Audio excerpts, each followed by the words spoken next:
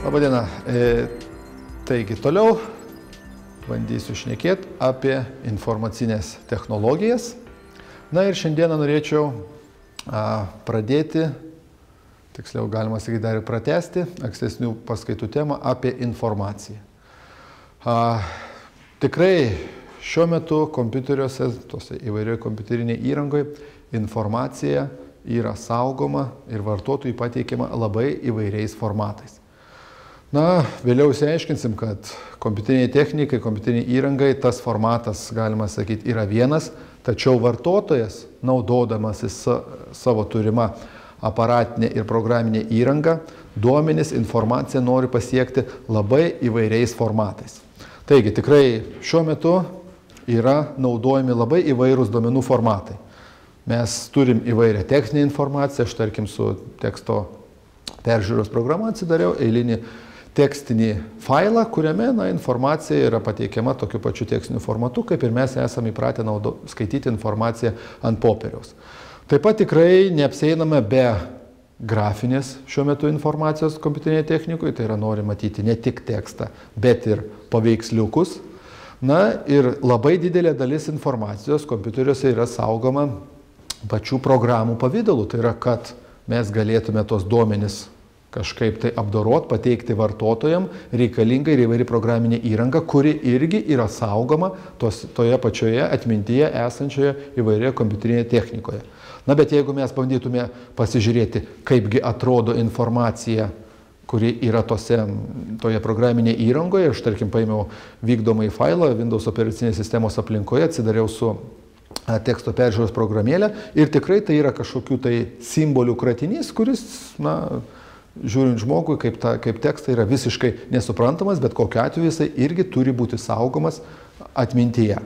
Na ir dar vienas toliau sekantis formatas, kurį norėčiau pademonstruoti, tai yra video, tuo pačiu ir audio informacija. Ir tikrai dabar jau kompiuterinės technikos naudojimas kasdieniam gyvenime be audio ir video informacijos jau būtų sunkiai įmanomas. Tikrai visi nori ir filmus pasižiūrėti, ir klausytis muzikos, ar kažkokius kitokius įrašus. Na ir vienas kaip iš pavyzdžių tokios informacijos yra trumpas filmukas toksai, kurį sukūrė Kauno technologijos universiteto informatikos fakulteto absolventai prieš keletą metų darydami vieną iš baigiamųjų darbų. He was a young man. You're our only hope. The farm is falling to bits and pieces. The brightest in his family. It's in your mind, son. It's in your mind. His path was filled with thousands of choices, but he chose the best.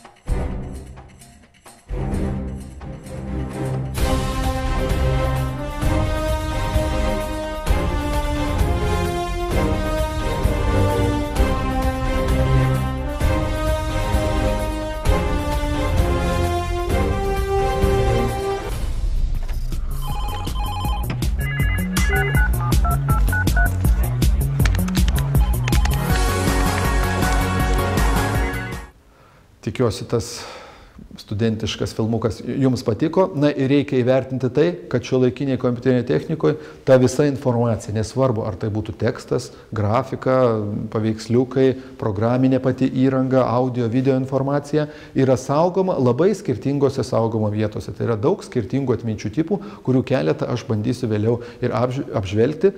Na ir tuo pačiu nusakyti, kad ta kompiuterinė technika šiuo metu yra tikrai labai sudėtinga. Na ir nesvarbu, ar mes turime tekstinį failą, kur surašytas tekstas, simboliais, kurias mes esame įpratę naudoti kasdieniam gyvenime, kur Daug tos informacijos buvo ir dar šiuo metu yra spausdinama ant popieriaus. Iš tikro, kompiuterinė technika tikrai tų simbolių, tokių, kokios mes esame pratę naudoti kasdienime gyvenime, tiesiogiai nesupranta. Tai yra, kompiuterinė technika naudoja savo vidinį formatą, kurį bandysiu ir paaiškinti, koks jisai yra. Tai yra, jeigu mes tą tekstinį failą su programa, teksto peržiūros programa, leidžia tą tekstinį failą pasižiūrėti, kaip simbolių, jau kurie yra artimi, kaip ir saugomi kompiuterinėje technikoje, tokiu formatu, tai vadinamas šešioliktinis formatas, tai yra tie patys raidės, tie patys skaičiai, užkoduoti kažkokiom simbolių sekom. Bet kokiu atveju tai irgi yra tik tai formatas suprantamas, galima sakyti, žmogui. Visa informacija kompiuterinė įrangoje yra saugoma, aš jau grubiai pasakysiu, nulių ir vienetų pagalba. Tikrai nėra saugomas nulis ir vienetas, kokį matome mes žmonės teksto pavidalu.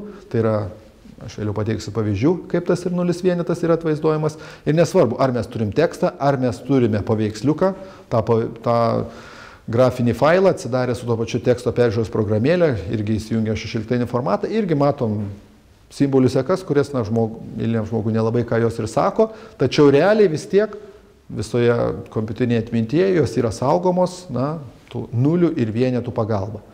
Kodėl nuliai ir vienetai?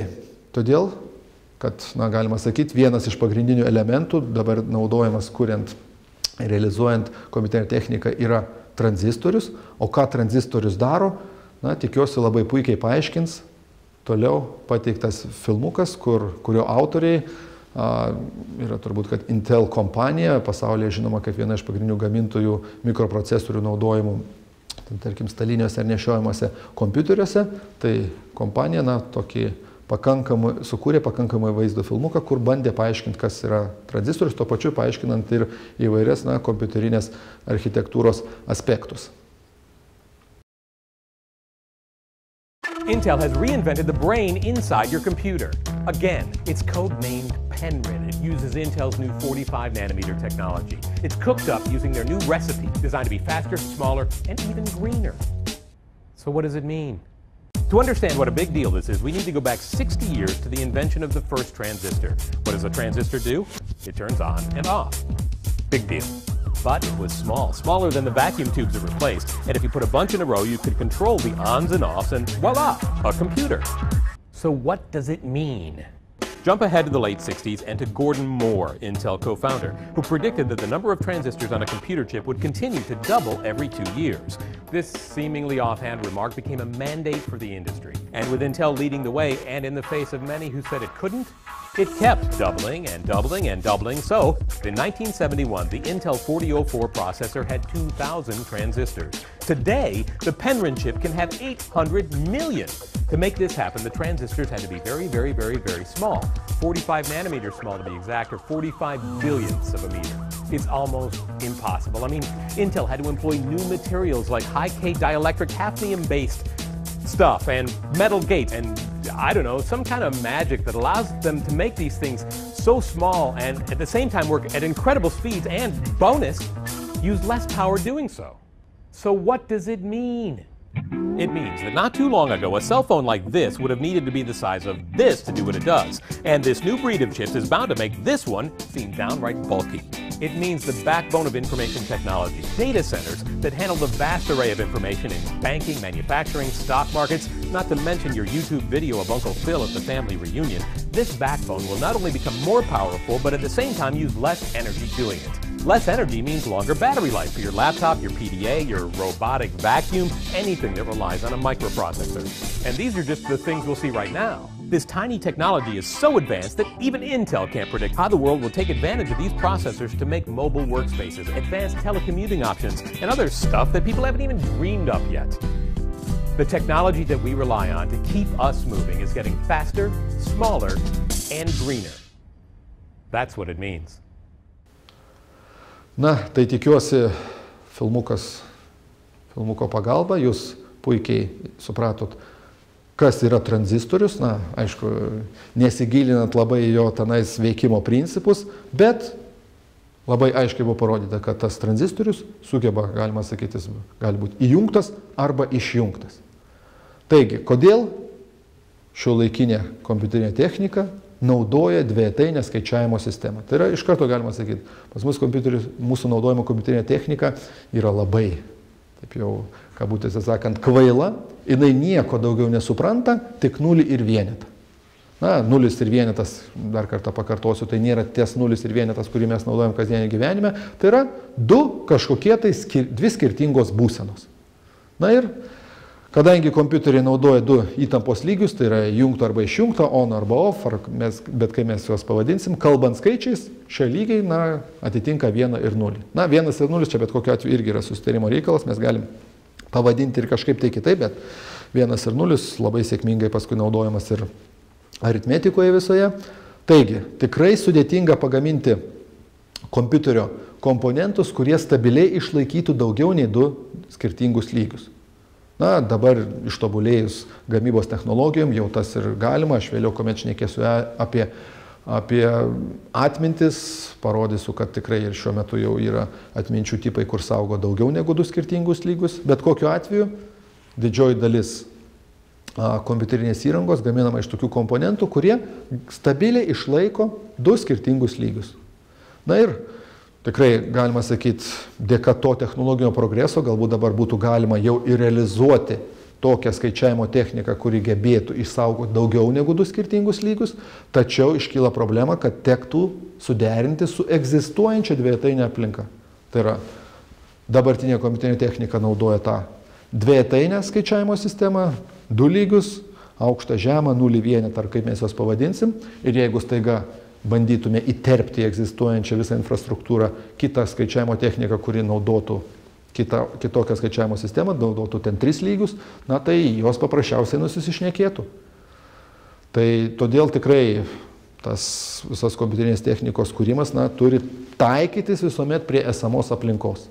Tas pats, tarkim, iškyla problemos ir su kokia ir programinė įranga, ar nauja procesorių architektūra. Tikrai galbūt galima būtų naują kokį nors kompiuterį sukurti ir tikrai šiuolaikinės technologijos leistų visiškai unikalų, visiškai gerokai greitesnį negu egzistuojantis, tačiau reikia prisitaikyti prie esamos infrastruktūros, nes tikrai eilinis vartotojas būtų labai nepatenkintas, jeigu su nauju kompiuteriu ar išmaniuoju telefonu jam viskas reiktų pirkti naują visą programinę įrangą, kuri iki tol būtų netinkama. Iškart iškyla problema, kad kažkas tą programinę įrangą tai naujai sistemai turėtų ir sukurti. Na ir plus galų gale ir mūsų tas internetas, galima sakyti, funkcionuoja dvietainės skaičiavimo sistemoje.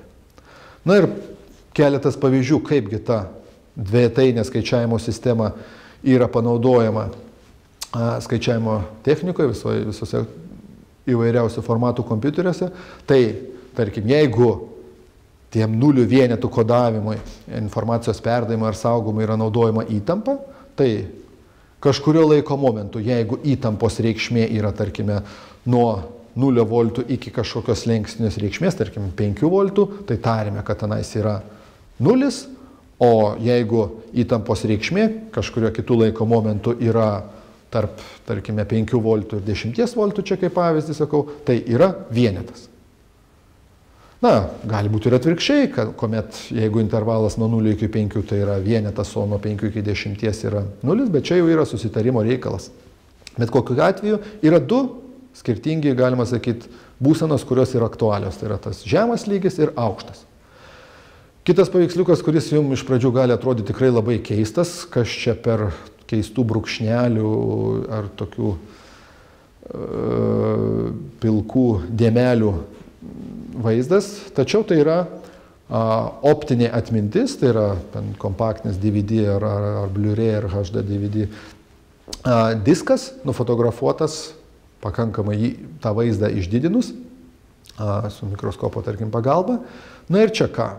Informacija bet kokiu atveju toj optiniai atminti irgi turi saugoma dvietainės skaičiavimo sistemoje, tai yra 2 lygiai, 0 arba vienetas. Na, tai grubiai sakant, mes galim sakyti, tai yra disko paviršius, kuris paveiktas yra lazerio pagalba ir kažkuri tai vieta yra paveikta ir, galima sakyti, padaryta tokia tarsi duobutė, o kita vieta nepaveikta. Tai yra, turim 2 skirtingus būvius.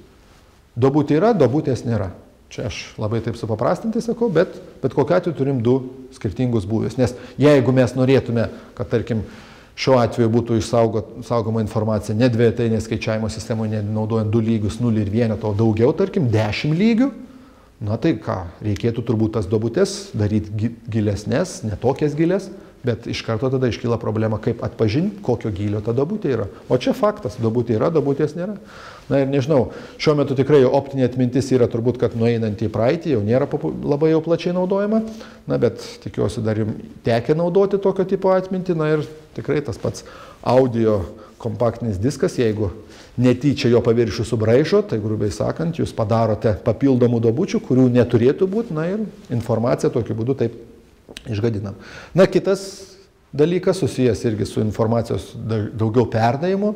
Tikrai dabar turbūt didžiausi informacijos kiekiai internete, pasauliniam kompiuterių tinkle keliauja naudojant optinius kabelius.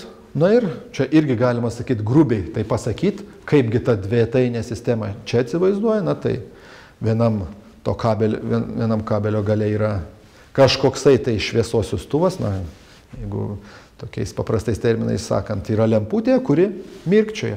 Na ir lemputė dega, lemputė nedega. 0 arba 1, aukštas lygis arba žemas. Kitam gale to kabelio yra fotoimtuvas, kuris tą mirksnį užfiksuoja.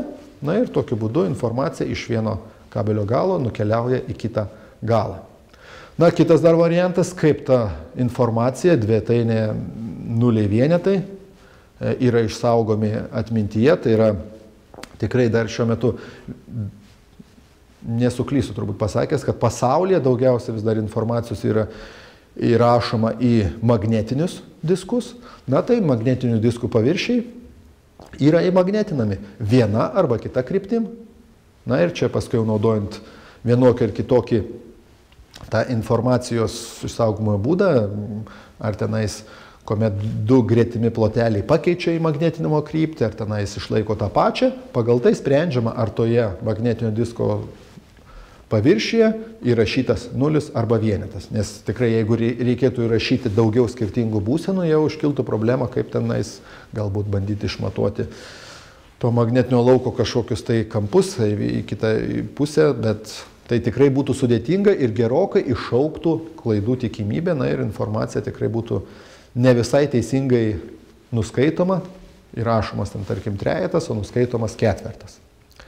Taigi tikrai dabartinė mūsų visa kompiuterinė technika plačiai naudojama, naudoja dvejetainę skaičiavimo sistemą dėl to, kad, na, žymiai paprasčiau sukurti elementus, kurie išlaikytų tik tai 2 skirtingus lygius. Galbūt kažkada ateityje turėsim kompiuterinę techniką, kuri bus sukurta naudojant trejetainę ar kažkokią kitą skaičiavimo sistemą.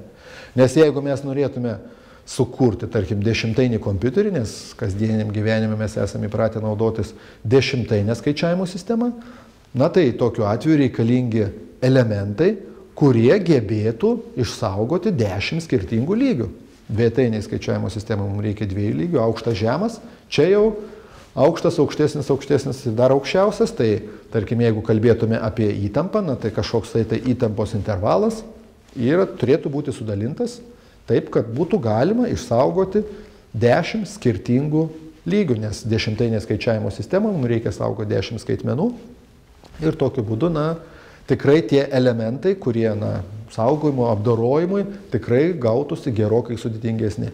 Tarkim, kitas pavyzdys su šviesa, tai tarkim, kad būtų aiškiai įsivaizduojama, vietoj to, kad tik tai fiksuot lemputė dega ar nedega, čia jau taip paprastai kalbant, na, tarkim, pavyzdys, visas žmogaus, na, matomas šviesos bangų spektras sudalinamas turėtų būti 10 kažkokių tai lygių, tarkime, pats raudoniausias tai būtų ten atitiktų 0, o fioletinis atitiktų, na, 9. Na ir sudalinam tokiu būdu, bet iš karto čia iškyla problemos, kad reikia ir ne tik fiksuoti faktą, kad tenais šviesa yra, bet ir koks yra bangos ilgis. Na, čia aš kaip pavyzdį pateikiu. Tai tikrai žymiai yra paprasčiau realizuoti tokius komponentus, kurie geba išsaugoti tik tai 2 skirtingus lygius.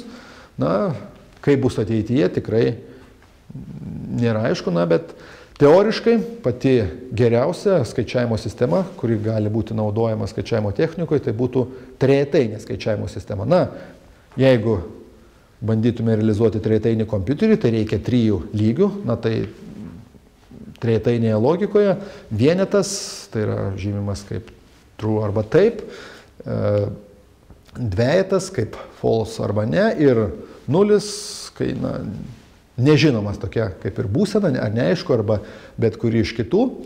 Na ir tikrai netgi buvo mechaniniai įtaisai sukurti, kurie atlieka operacijas trejetainėje skaičiavimo sistemoje.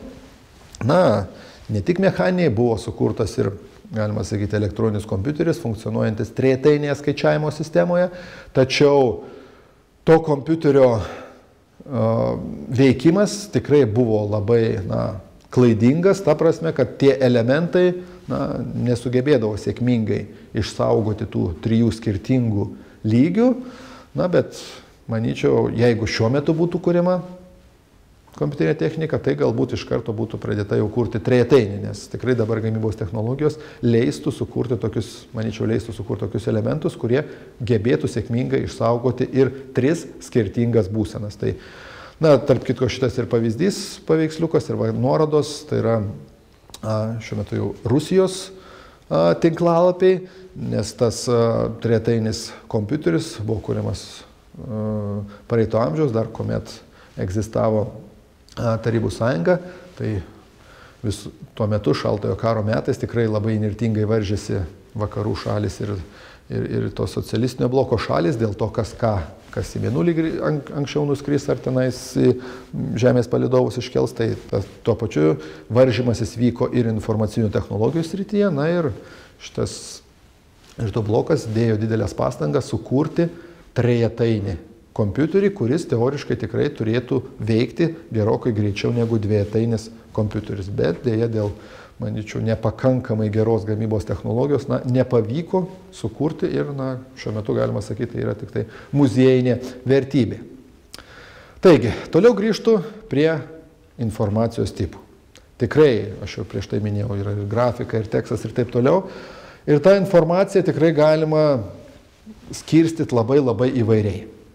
Na tai pirmiausia reikėtų, ir turbūt daugiausiai žmonės informacijos ilgą laiką gaudavo iš tekstinės informacijos, tai tekstas, tai naudojant kažkokią tai simbolių sistemą, kažkokias tai raidės ar skaičius ar papildomus simbolius ir jų pagalba žmonės priima informaciją, kompiuterinė technika, informacinės technologijas tada sėkmingai naudojam.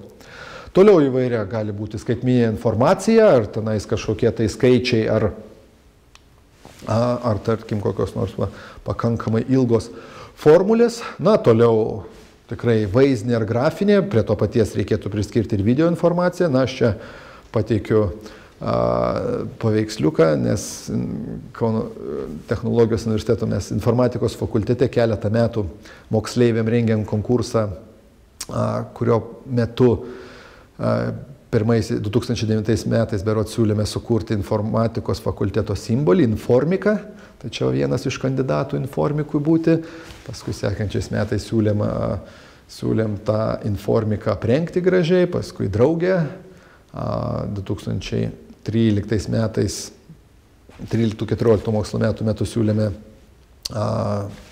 tą draugę gražiai aprengti, 2014-2015 metais planuojam vėl moksleiviam pasiūlyti konkursą, kad moksleiviai augintinį sukurtų. Na ir aišku, tas augintinio sukūrimas, šiuo atveju piešinys nuskanuotas, bet tikrai labai prašom, kad tarkim tos darbus sukurtų naudodamės įvairią programinę įrangą. Nes tikrai tas grafinis formatas dabar yra labai labai aktualus, ar tarkim kažkokie tai grafikai irgi gali būti priskiriami prie grafinės informacijos. Na ir tikrai šiuo metu labai aktuali yra ir garsinė informacija, tai yra ta informacija, kurie tarkim ar žmogus kalba, ar kažkoks kitas yra garso šaltinis, ir aš dabar paskaitos metu nepaliaujamai kalbu, iš mano gerklės sklinda tokios garso bangos, kurios mikrofono pagalba yra paverčiamos, grubiai šnekant, nuliukų vienetukų seka. Paskui tie nuliukų vienetukų seka yra atstatoma į garso bangas ir jau tas garso bangas vėliau generuoja kažkoksai tai garso šaltinis, ar tenais kolonėlė, ar kokios nors ausinės ir vėl pasiekia žmogaus ausį ir, na, jūs galit girdėti tą įrašą. Bet kokiu atveju reikia vertinti, kad aš šneku ir ta informacija, tos garso bangos, nusėda į kompiuterio atmintį, nuliukų vienetukų pagalba, jos keliauja internetu, pasiekia jūsų kompiuterius ir jau tada tenais ar kolonėlių, ar ausinių pagalba yra atstatomas ir, na, jūs tarsi girdite. Bet tam etape iš realaus garso vienam gale, kitam gale visa informacija yra saugoma tų, na, galima sakyti, nulių ir vienetų pagalba. Taigi informacijos tipų tikrai gali būti labai įvairių ir pagal apdorojimo pobūdį galima labai įvairiai skirstyti, aš čia vieną iš variantų pateikiu. Na, kitas variantas, kaip informacija ir duomenys, kurie yra saugomi kompiuteriniai technikų, yra skirstomi, tai yra patys duomenys ir komandos. Aš ir prieš tai jau rodžiau pavyzdį, kad mes turim tekstinį failą, kuris, na, kažkokią tai informaciją suteikia žmonėm ir yra vykdomasis failas, tai yra pati programinė įranga. Bet kokiu atveju, nesvarbu, ar tai būtų duomenys, kuriuos žmonės naudoja gauti naują informaciją, naujom žiniom, ar programinė įranga, kuri yra vykdoma ir naudojama tos, tarkim, informacijos apdorojimui, bet kokiu atveju saugoma toj pačioj kompiuterinėje atminty, tų pačių, na, grubiai kalbant, nulių ir vienetų pagalba. Tai yra visiškai nesvarbu, ar turim čia, aš iškirpau iš vienos programos, galbūt ir žinoma Microsoft Office paketo Excel programos, na, lentelę, kur yra kažkokie tai duomenys ir jie bet kokiu atveju yra saugomi kažkokiai kompiuterio atmintyje, ar kietajam diske, ar tenais pagrindinėje atmintyje, ar kažkur tai kitur vykdymo metu peržiūros. Ar turime kažkokį tai programinį kodą, na, aišku, kuomet programuotojai kūrė programinį įrangą, rašo to pačiu tekstu, tą pačią tekstinę informaciją ir saugoma kažkokiuose failuose, bet kai ta programinė įranga yra sukompiliuojama, paverčiama į programinį kodą, kurį jau supranta kažkoks skaičiavimo įtaisas, ta visa informacija, tos komandos irgi yra saugomos toje pačioje atmintyje. Tai yra, nėra skirtumo, nėra atskiriama, kad čia yra duomenys ir jas turi būti saugoma vienokioje atmintyje, o čia yra komandos, jos turi būti saugomas kitoj atminty. Ir jau ta aparatinė įranga turi išsiaiškinti, ar čia yra duomenys, ar čia yra komandos, kad tas komandas reikia kažkaip interpretuoti ir vykdyti. Na, kuomet vystėsi kompiuterinė technika, tai istoriškai žiūrint, kažkada tai buvo ir naudojama tokia architektūra, kai duomenys yra saugomos vienoje atmintyje, komandos yra saugomos kitoje atmintyje, tokiu atveju, na, žymiai lengviau atskirti. Aha, tenais yra komandos, kurias reikia vykdyti, o ten yra duomenys, su kuriais reikia atlikti kažkokius skaičiavimus. Na, šiuo metu šiuolaikiniai kompiuteriniai technikoje jau toks atskirimas praktiškai išnyko, na, vienintelis turbūt kasdienybėje naudojimas yra spartinančioje atmintyje, tam tikroje lygyje, apie atmintis aš šnekėsiu vėlesnėse paskaitose ir užsiminsiu apie tai, bet iškart galiu pasakyti, kad ten jau yra atskirimas. Vienintelis belikęs, kur viena atminties zona yra skiriama tik tai komandom, kita atminties zona tik tai duomenim. Jie maišytis toje atminties zonoje nevarom. Bet, tarkim, kokiam kietajam diske, ar tenais jūsų naudojimo kokia nors USB atmintukėje, vieną kartą į tą pačią vietą yra rašomi duomenys, su kuriais jūs galų galia koks filmas, kurį jūs peržiūrėt, kitą kartą į tą pačią poziciją rašoma kokia nors programa, kurią jūs paleisit, vykdysit ir toje vietoje, toje pačioje atminties zonoje jau bus ne duomenys, bet bus komandos, kurias vykdys skaičiavimo įtaisas. Taigi, yra duomenys, su kuriais yra kurie yra naudojami saugoti ir informaciją ir ją apdoroti, ir yra komandos, kurias skaičiavimo įtaisas vykdo. Na ir tikrai, aš jau ir ankstesnių paskaitų metu minėjau, yra labai sudėtinga nusakyti, kada duomenys virsta informacija ir ta informacija tampa žiniomis. Tai informacija gali būti apibrėžiama kaip tai, kas suvokiama, vartojama ir tampa žiniomis. Na ir žinios gali tapti informacija, kai jos yra išreiškiamas kažkokia tai ženklų forma. Nes tai, ką žino vienas žmogus, jeigu jis nori perduoti kitiem, tai jisai turi pasinaudoti kažkokią ženklų formą, ar paprasčiausiai pasakyti, ar užrašyti, kad tą ženklų formos pagalba kiti žmonės galėtų tą informaciją priimti.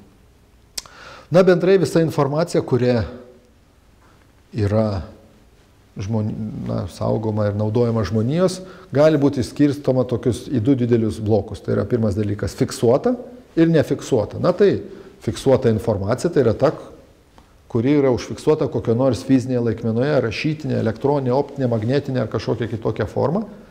Ir kitas dalykas yra kita grupė informacijos nefiksuota. Tai žinios, kurias, galima sakyti, turi bet kuris žmogus. Na, manyčiau, laikui bėgant įvertinant tai, kaip tobulėja informacinės technologijos, ypač ta aparatinė dalis, na, aišku, kartu ir neatsiliekanti programinė dalis, kažkada, manyčiau, tas nefiksuotos informacijos dalis pranyks, nes taip jau, galima sakyti, šiuo metu kalbant iš tokios fantastinės ryties, bet tikrai aš nenustepčiau labai, jeigu po kažkiek tai metų, aišku, tai neįvyks po metų ar dviejų, gerokai didesnis laiko tarpas bus, kai nefiksuotos informacijos neliks. Tai yra, kai bus galutinai suprasta žmogaus smegenų veiklos principai ir bus sugebama informaciją iš žmogaus smegenų tiesiogiai nuskaityti. Dabar jau yra bandymai, kuomet, na, tarkim, atliekamas tiesioginis žmogaus smegenų, na, veiklos nuskaitimas ir tam tikrų procesų valdymas, na, kažkada tai tikiuosi, kad bus ne tik valdymui naudojama, bet ir pačios informacijos esančios žmogaus smegenyse nuskaitimai. Tokiu atveju tas nefiksuotas informacijos blokas visiškai išnyks. Na ir ta visa informacija, nesvarbu, ar tai būtų toj elektroniniai erdvėje, ar fiziniai erdvėje, visa ta informacija yra saugoma įvairiuose dokumentuose. Na ir to dokumento sampranta žmonijos įvairiais istoriniais laikotarpiais tiesiogiai priklauso nuo to, kur buvo galima tas žinias žmonių turimas užfiksuoti. Na tai kažkada buvo molio plytelė ir ten papirusas, ilgą laiką buvo popierius, kuris ir iki šiol yra dar pakankamai aktualus. Na ir, aišku, dabar didesnioji dalis naujai saugomų duomenų tikrai yra saugoma įvairioje tai virtualioje terpėje, ar tenais magnetiniuose diskuose, ar tenais flash tipo atmintyje, ar ten ilgą laiką buvo pakankamai populiaru ir optinė atmintis.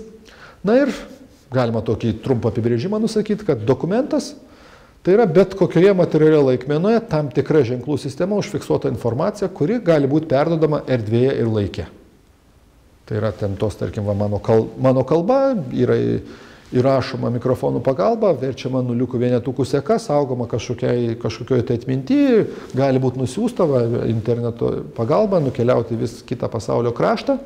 Tai yra, turime omeny, kad tiek erdvėje, tai yra jeigu kalbame apie virtualią erdvę, tai iš vieno kompiuterio į kitą, ir laike, tai yra, ta informacija gali būti išsaugoma kažkokioje tai atmintyje ir po kurio laiko vėl pasinaudota informaciją nuskaityti.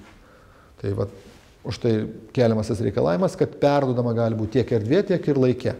Na, tikrai nėra tokios kol kas sukurta nei vienos atminties formos, kuri gebėtų išsaugoti informaciją be galo ilgo laiko tarpą. Na, viskas galų gale sunyksta, supūna ar kažkaip tai kitaip yra išgadinama, nors yra ten, tarkim, bandymų ir, tarkim, kokią tą pačią optinę atmintį padaryti pakankamai atsparę laiko poveikiui, bet nieko nėra amžino, vis tiek anksčiau ir vėliau kažkas tai, viskas išnyksta, tai ar transformuojasi į kitą formą, bet kokiu atveju tikrai toj virtualioje erdvėje yra pakankamai lengva tiek informaciją perduoti erdvėje, tikrai laiko tarpas, kuris užtrunka nusiųsti popierinį dokumentą ir laiko iš vienos, tarkim, valstybės į kitą, ir laiko tarpas, kuris tą patį dokumentas tik elektroninė erdvėje iš vienos valstybės į kitą, tikrai yra nesulyginamas.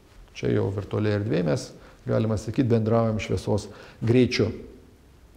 Na ir tikrai tie visa informacija saugoma įvairių tipų dokumentuose, tarp kitko, tarkim, ta pati programinė įranga, tas pats programinis failas kažkoksai, kuris vykdomasis, tai kažkokia ten programa yra, tai irgi yra tam tikros rūšies dokumentas. Na, bet bendrai visus dokumentus dažniausiai galima skirstyti į rūšis pagal požymius ir tas skirstimas į rūšis pagal tuos požymius yra vadinamas dokumentų klasifikavimu. Na, aš tikiuosi, jūs kiekvienas irgi turit kažkokią tai savo dokumentų, tai yra įvairių failų saugomų jūsų įvairių tipų kompiuteriuose klasifikavimo ir rūšiavimo algoritmų, tai yra, kad ten kažkokį katalogą deda, ten, tarkim, kokius filmus, į kitą katalogą audio įrašus, galbūt net yra koks katalogas, kuris susijęs su mokslo ir studijom, ar tenais kažkokia kitokia informacija.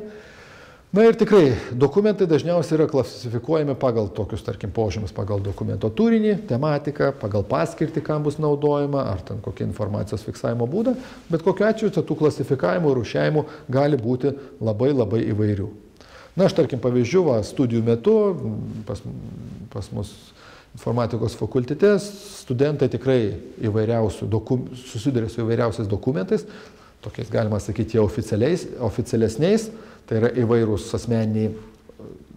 asmeniniai prašymai įvairūs, kuriuos rašo studentai. Na ir aš labai pastaraisiais metais stebiu tokią neįgiamą tendenciją, kad jeigu reikia rašyti kokį nors prašymą, visi prašo formos, kažkokios pavyzdžio.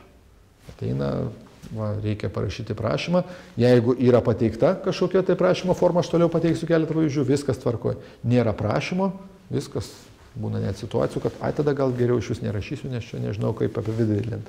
Tai tikrai tas yra problema, kaip tos žinios, kurias turi kiekvienas žmogus, paskui jas reikia pateikti kokioje erdvėje, visiškai nesvarbu, ar rašyti ant popieriaus lapo, ar rašyti į kažkokį kompiuterinį failą, tikrai yra problema, kaip tas turimas žinias perteikti kažkokią tai ženklų sistemą, kurią paskui galės tą dokumentą pasinaudoti kiti žmonės. Na ir ten, tarkim, kokie dokumentai studijų metu dideliai studijų planai, ten skolos lapeliai, jeigu nepavyks atsiskaityti už laikų už numatytas užduotis.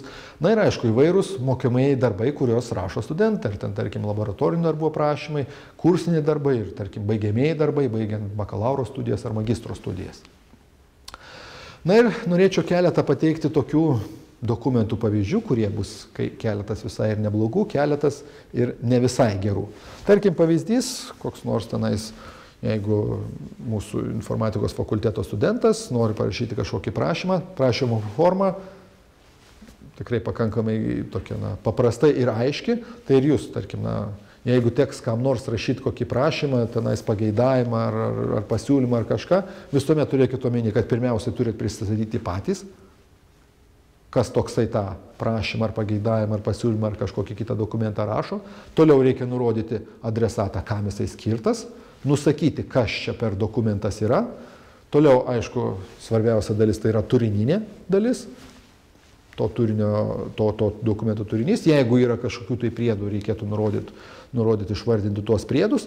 Na ir, aišku, reikėtų kažkaip tai unikaliai save identifikuoti. Tai jeigu kalba eina apie popierinį dokumentą, tai dedamas tas parašas kiekvienas asmens, kuris jis susigalvoja savo tokį unikalų yra, arba jeigu kalba eina apie elektroninį dokumentą, tai dedamas elektroninis parašas.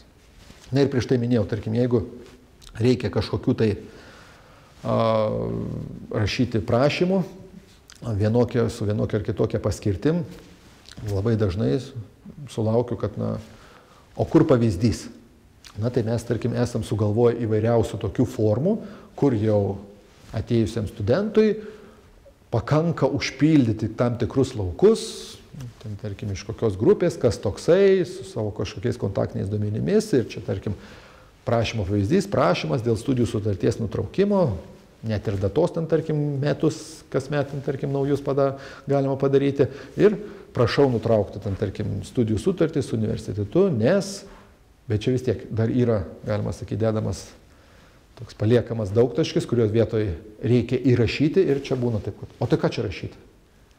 Tai tikrai, kaip sakant, kaip jau prieš tai minėjau, tikrai dabar yra dažnai problema, kad kaip tas turima žinia, šiuo atveju žinios tai būtų, kad kažkoksai tai priežastis, kodėl ten, tarkim, nutraukiamas studijos, ar ten gali būti, čia tik vienas iš pavyzdžių, gali būti ten prašymas, ten išleisti akademiją atostogų, prašymas ten leisti pavėluotai atsiskaityti, ar prašymas suteikti stipendiją už kažkokius tai nuopelnus ir tą visą informaciją reikia kažkokiu būdu surašyti, kad kitiems žmonėms būtų aišku ir suprantama. Tai tikrai, be pastovaus tokio rašymo, aš ankstesnių paskaitų metu kalbėjau, kad ten, tarkim, tos informacinės technologijos leidžia labai dažnai pasinaudoti jau esamą informaciją, pačiam nerašant ar programinio kodo, ar nerašant teksto, tokiu būdu tikrai prarandami įgūdžiai rašyti. O kai jau atsiranda būtinybė kažką tai pačiam parašyti, iškyla problemos. Na ir dar toksai, galima sakyti, studentiškas dokumentas, kuris, iš karto galiu pasakyti, yra labai netinkamas dokumento pavyzdys, kaip nereikėtų. Tai yra viena iš laboratorinių darbų ataskaita, tikrai jinai, aš dar kartą pasakau, nėra gera, bet bandysiu pakomentuoti keletą klaidų, kokių nereikėtų daryti, kuriant dokumentus. Aš čia, kad nediskredituoto studento, kuris darė, užtušavau jo vardą pavardę, nors čia jau yra įvertinimas 5, bet tikrai, jeigu būtų vertinama tik tai ataskaita, tai įvertinimas tikrai būtų neigiamas. Ir tarkim, pavyzdys to dokumento, toliau sekantis lapas, turinys. Ir iš karto, manyčiau, visi lengvai pastebėsit, kad turinys tarsi kaip yra pirmas skyrius, nors paskui pačio turinio skyriuose yra pirmas skyrius ir turinys, pirmas skyrius ir užduotis.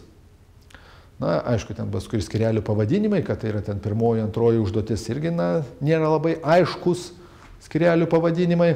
Ir dar norėčiau atkreipti dėmesį, kad paskutinis puslapis nurodytas šitame turinėje yra 12.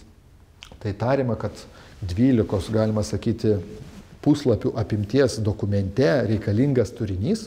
Reiškia, kad žmogus, kuris skaitys tą dokumentą, jau nesusigaudys tarp tų 12 lapų. Tai yra, noriu pasakyti, kad turinį dėkite tik tai tuo atveju, kai dokumentas yra didesnės apimties.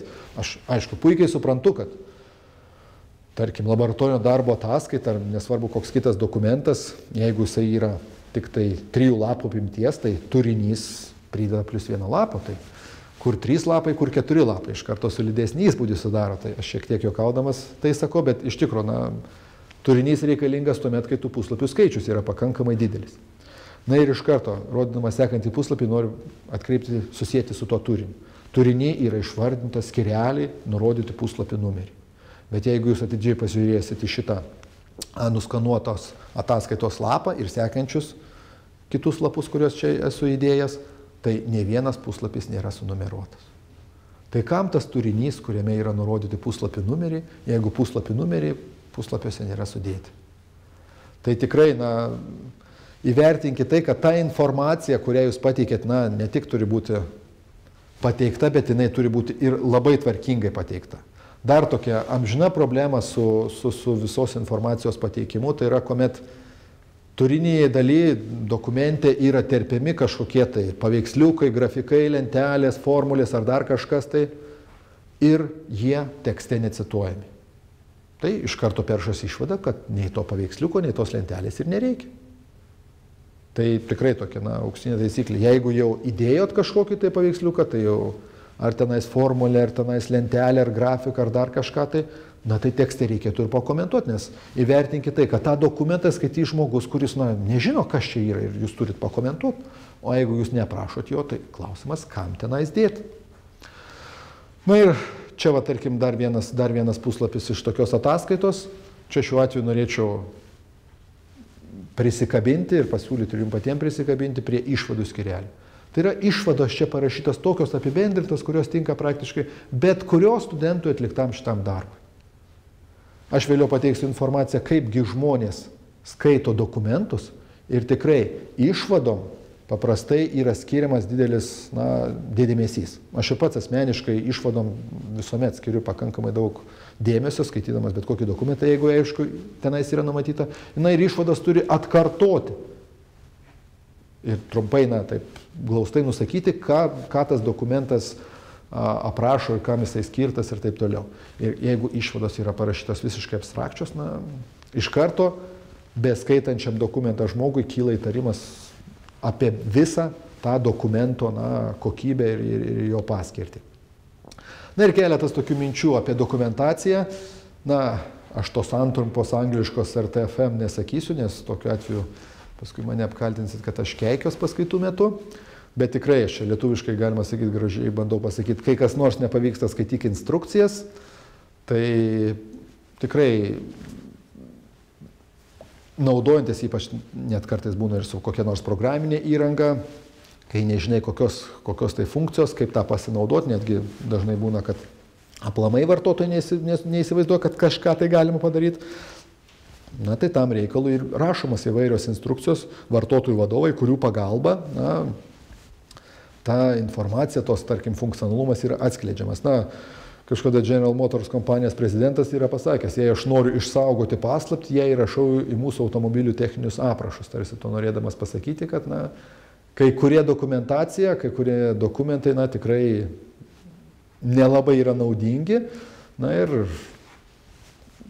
aišku, kuomet iškyla problema, labai gerai, kai ta dokumentacija yra ir galima, na, reikalingas žinias gauti iš tų dokumentų. Na, tikrai informacinių technologijų srityje, na, labai daug yra kuriama programinės įrangos ir tos programinės įrangos vartotojų vadovus dažnai, tarkim, turi rašyti tie patys programuotojai.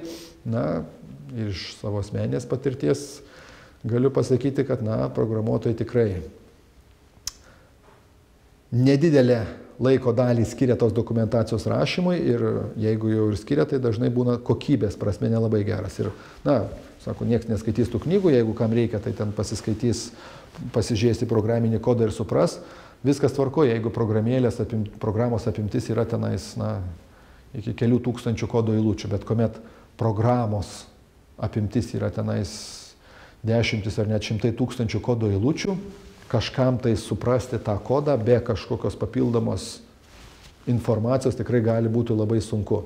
Tas pats programuotojas prieš metus rašė programą, po metų reikia kažką tai patobulinti, na ir tikrai sunku atsiminti, ką kažką tai rašė. Ir ypač dar jeigu programos kūrėjai, rašydami programos kodą, tarkim, kokius nors kintamuosius naudoja, A, B, C, D, E, F, G, H, ir paskui po metų suprast, ką reiškia C, ką reiškia D, tikrai gali būti labai sudėtinga.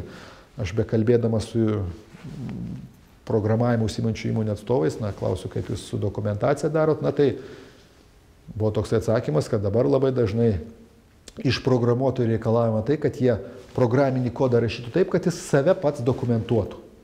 Na, bet čia irgi visuomet iškyla problema, kad jis pats save dokumentuotų, tai tada ir ten, tarkim, kintamuosius reikia dažnai ilgus rašyti, kad jis turėtų kažkokią prasme, o ne A, B, C, D, F, G ir taip toliau. Na, kitas dalykas, tikrai kompanijos įvairius produktus stengiasi siūlyti vartotojui, kuris yra tas instrukcijų skaitytojas ir todėl ta dokumentacija turi būti nepriekaištingai parengta, kad, na, tuos dokumentus žmonės paprasčiausiai būtų suinteresuoti skaityti.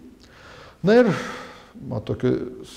pagal atliktus įvairius socialinius tyrimus, kaipgi žmonės skaito įvairius dokumentus, tai tyrimai rodo, kad suinteresuoti skaitantis dokumentus dėmesį į bendrą dokumento tokią struktūrą paskirsto taip, kad turinį pasižiūri 100%, įvadą 65, išvados 55, turinė dalis 22, priedai 15. Na, aš iš karto noriu pasakyti savo išskirstimą, kuris tikrai skiriasi nuo šito.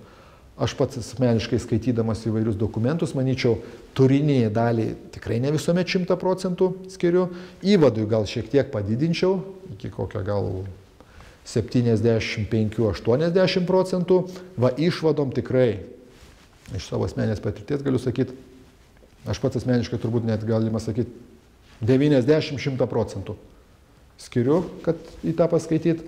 Na, turinėje dalis tikrai, ypač jeigu dokumentas yra didelis, tai labai dažnai būna, kad peržiūri tik tai tam tikrus to dokumento dalis, tam tikrus skyrius ir tikrai ne visuomet visą tą dokumentą perskaitai. Na, o priedai jau priklausomai nuo jų aktualumo. Kartais priedas yra žymiai svarbesnis negu pačio dokumento turinė dalis, čia jau priklauso nuo to priedo, bet jau jeigu turinė daly yra nuoroda į priedą, kur ten kokie nors, kokie svarbu finansiniai atlyginimų koeficientai yra pateikti 5 priedė, tai tada viskas, turinė dalį meti, bėgi į tą priedą, žiūrėt, kokiegi ten priedai bus ar kažkas tai. Tai tikrai čia jau priklauso, aišku, nuo paties dokumento struktūros, bet aš, tarkim, tokiam suskirstime, didžiausia mano toks netitikimas pas mane būtų su išvadom. Išvados tikrai yra labai svarbu, nes jos apibendrina visą dokumentą ir, na, reikėtų išvadas visuomet rašyti taip, kad kitas žmogus, beskaitydamas tą dokumentą ir perskaitęs išvadą, žinotų, kas čia per dokumentas, kokie tenais, ką jo norima buvo pasakyti, ten, tarkim, ar kažkokie tai pasiekti rezultatai aprašyti tame dokumente buvo, jau iš karto atsispindėtų tose išvados ir tuo pačiu numatyta galbūt, kas bus daroma ateityje toje srityje ir taip toliau. Na, prie turinės dalies tikrai, kadangi prieš tai minėjau, kad ne visuomet jai skiriamas labai didelis dėmesys, na, bet čia šiuo atveju visuomet, na, ne visuomet, bet dažnai suveikia kiaulystės dėsnis. Ai, parašysim čia, bet kaip vis tiek niekas neskaito, o taip ir būna, kad paskaito. Mano kolega pasakojo, kad studijų laikais kažkas tai parašė, kad laboratorinio darbo ataskaitoje, jeigu teisingai prisimenu, kad studentai darydami ten su elektrą susijusius laboratorinius darbus, studentai ataskaitoje parašė, kad na, kadangi laboratorinio darbo ataskaitos neskaitys, berods ritės ar kažkieno ar kondensatoriaus šerdį, parinksime medinę. Na ir kaip tyčia dėstytojas tą vietą ir paskaitė ir, aišku, įvertinimas to laboratorinio darbo gavosi nelabai geras. Taip, kad tikrai turėkite omeny, kuomet savo turimas žinias pateikėt, nesvarbu, ar ant popierinių dokumentų, ar elektroninėje erdvėje, visą laiką reikia pateikti, na, teisingai, sąžiningai, nes paskui gali iškilti įvairiausių problemų. Na ir šiandieną dar pabaigai noriu pasakyti, nors kalbu apie informacinės technologijas, tačiau popieriniai dokumentai ir popieriaus vartojimas vis dar yra labai aktualus. Iš interneto paimti statistiniai duomenys, kaipgi pasaulyje yra vartojamas popierius, tai galim, na, čia pagal skirtingas pasaulio, galima sakyti, kraštus, Latino Amerika, Vakarų Europa, Japonija, Kinija ir Šiaurės Amerika. Tai galima matyti, kad Šiaurės Amerikoje ir Vakarų Europoje popieriaus suvartojimas jau turbūt pradedant nuo kokių 2006 metų, net Šiaurės Amerikoje galima pastebėti nuo kokių 2004 metų, galima sakyti, yra mažėjimas.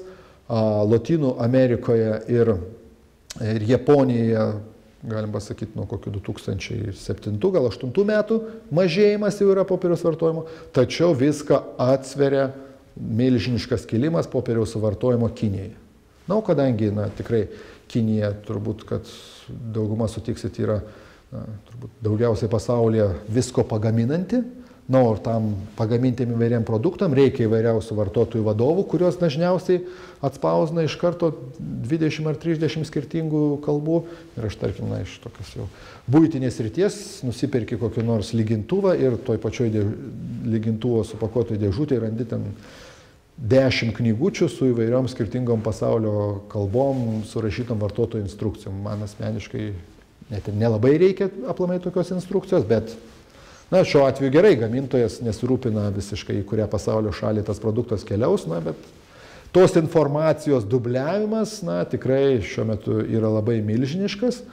Na ir kuomet tos informacinės technologijos pataps labai kasdienių dalykų, na, tai tikrai, manyčiau, popieriaus suvartojimas, tų pačių tam, tarkime, vartotojo vadovų įvairiem produktam, na, nebereiks, viską galėsim laisvai susirasti internete ir popierinių dokumentų skaityti teks mažiau.